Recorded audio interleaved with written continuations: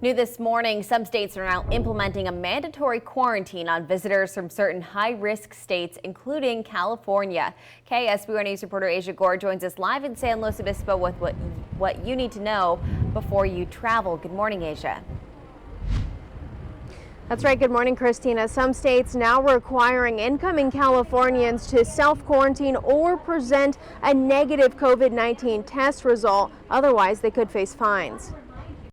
It was slower for sure. Without those tourists there, the town was definitely sleepier. When he returned home to Fairbanks, Alaska earlier this month, Emery Looper didn't find the usual bustling tourism that typically comes with the summer months. We did some camping, some hiking, even though a lot of the amenities were closed. Along with a light jacket and the usual toiletries, Looper packed his COVID-19 test results, something the state of Alaska and several other states now require of tourists. I went to Atascadero urgent care. I got a COVID test there. They did it in my car, so an individual come out and swab me and then took the results. I had the results within 3 days. I had them in hand when I traveled. And when I arrived in Alaska, they split us into 3 lines. Looper's recent test results took him to the expedited entry line, where he signed an affidavit promising he was not experiencing symptoms of COVID-19.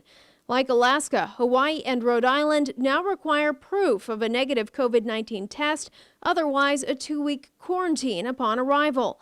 All of New England now mandating visitors quarantine for 2 weeks upon entry, regardless of being tested. I've already directed my team and the Oregon Health Authority to evaluate the process for restricting tourist travel into Oregon from the states with high infection rates, or requiring mandatory quarantine for people coming here from hotspots. Oregon deciding not to lock out visitors, but the hard-hit city of Bend asking tourists to stay away until after Labor Day.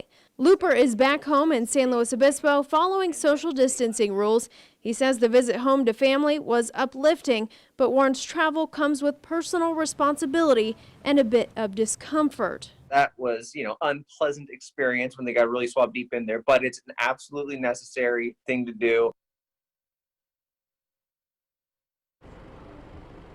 Now, as I mentioned, some states are implementing fines for people who violate the state's travel policy. For instance, in the city of Chicago, people from high-risk states like California who fail to quarantine or provide a negative test result could face up to $7,000 in fines.